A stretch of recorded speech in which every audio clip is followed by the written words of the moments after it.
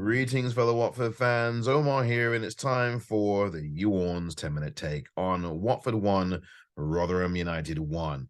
Watford with a golden opportunity to try to keep pressure on Sheffield United, who had won yesterday in their game against Hull. With this game at Vicarage Road against a team in the bottom six, Rotherham, who had given Watford some trouble in the previous encounter they played, the one at New York Stadium earlier in the season, where Watford and Rotherham battled to a 1-1 draw. And it happened exactly the same today at the Vic, as Watford were frustrated by Rotherham, which is what I expected would happen. I mentioned this on the Orns Friday Focus. I did say that Watford had to guard and watch out for that frustration game that a lot of away teams have played at the Vic this season, to get Watford bogged down in a slower paced game and to muck up the game and mess it up and make it a dirty type of game. And that's exactly what Rotherham did. At times the game got physical, at times the game was a struggle, and at times the game got bogged down. But that is really to Rotherham's liking. Rotherham played the game they wanted to play today, and that's really why they came out with the point that they got.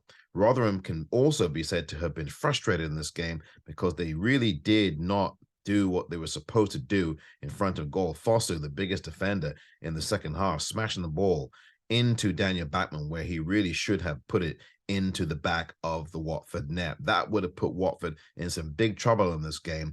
And what Watford lacked today was both directness and precision. Those two things cost Watford. The lack of those two things cost Watford this game, at least cost them 3 points. Watford had more than enough opportunities throughout this game, especially in the second half, to be direct, to be precise. And only one of those opportunities was taken. It was João Ferreira scoring his first goal for Watford in just his second start, his second appearance for Watford in the championship this season.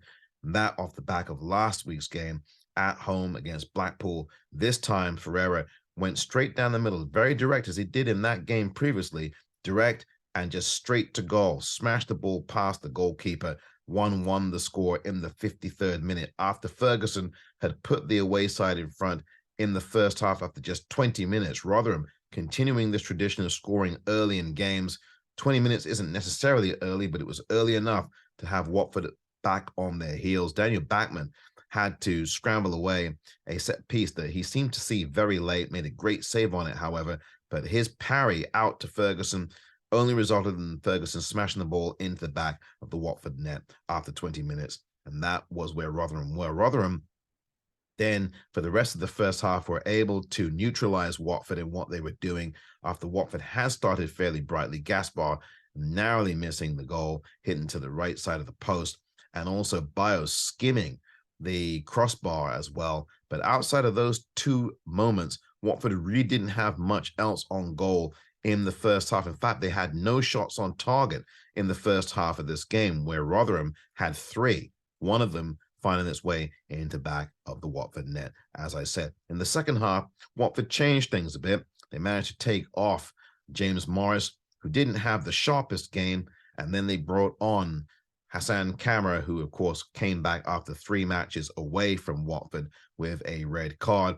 And I think Kamara brought a bit more energy to the Watford side, and also the substitution bringing in Asprilla was effective. Asprilla found his feet, was in the box several times, and did a lot of damage in the box. He had a moment, though, in the second half where he should have scored with basically an almost open goal, and he scuffed his shot. He actually kind of looked like he almost tripped over his own feet and shot the ball straight into the grateful arms of the Rotherham goalkeeper. That's really what happened for Watford today. It was that kind of a day for Watford. The precision and the directness wasn't quite there. The finishing wasn't there at all. Gaspar, who I thought was very good today, had a hatful of chances in an advanced role in the midfield. What he did, instead of sitting back a lot of the times with Chowdhury in the holding position, he was actually allowed to go forward more. And you saw what happened. He had some really good shots on goal in the first half, couldn't convert. Second half, same thing. His balance was wrong, and his timing was wrong, and his precision was wrong. And so there you go. That is really the fine margins of these games. That is the difference between 1 point and 3 in this championship. And that was the case today for Gaspar and for Watford overall, who really did not find that flow and that rhythm. The passing wasn't as sharp today and wasn't as direct today. We didn't see those balls coming to Watford players. They were either short passes that were being cut out easily by Rotherham defenders, or they were balls that were going too far past Watford players. But again, the passing not as sharp today. Kone not as sharp today. Adeyemo was busy, but really didn't have a lot of time on the ball or on the pitch to show you what he did last week. But his enthusiasm was still there, as was Martins. I thought that Martins, again, was very good today in the game. His directness was very good. He had some directness about him. I loved the way he passed the ball first time, didn't waste any time crossing the ball. First time, bang, into the box. First time, bang, a pass. He didn't linger on the ball. Very direct. And we need Watford players to be much more in the mold of a Martin, in the mold of a Ferreira, who was very direct in the second half to get his goal, went straight through the middle of the pitch and straight to goal, smashed the ball past the goalkeeper for Rotherham to make it 1-1. That was in the 53rd minute. That's the kind of directness Watford lacked throughout the game. Other than that time in which they scored their goal, Watford should have done much better today with the kind of quality that Watford have, even with a depleted squad, a thin squad.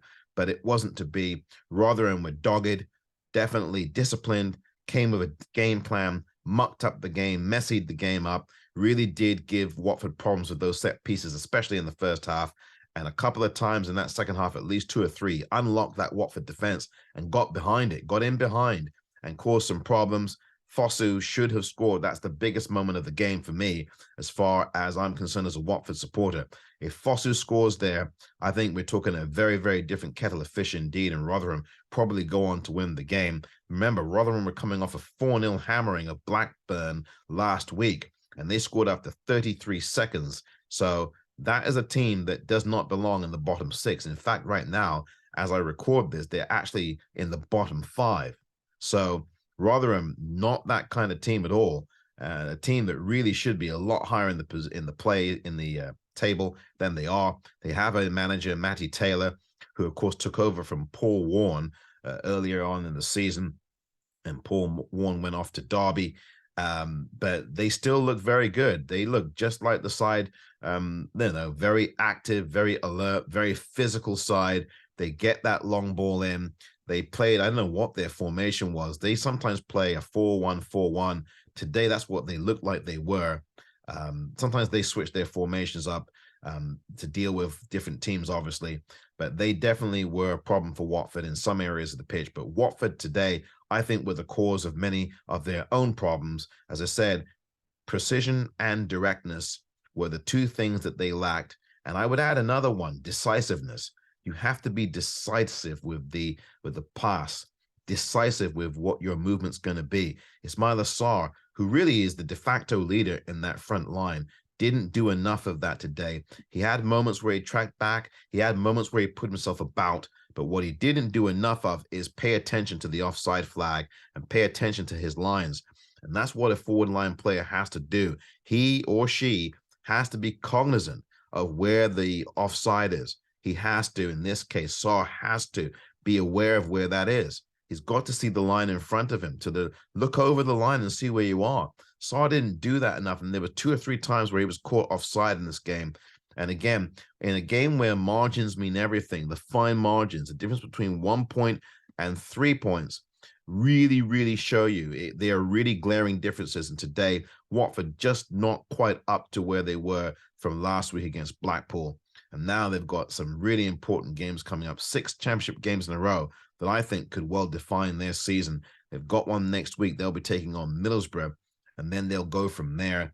They will have a number of other teams to be dealing with over the next few weeks. Blackburn amongst them, Burnley amongst them, Sheffield United amongst them, and West Brom amongst them. That is the kind of fixture list that Watford have coming up, and so they will have to win those games. But really today, 2 points that went begging for Watford, and unfortunately for them, they did not take all 3 points. Watford remain in third place as of this moment on 44 points, but now they're 13 points behind Sheffield United, who are in second place. This has been the Orns 10-minute take.